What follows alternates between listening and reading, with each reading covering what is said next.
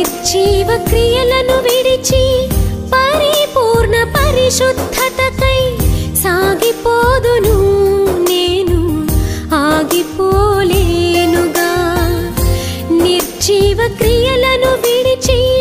పరిపూర్ణ పరిశుద్ధతకై సాగిపోదును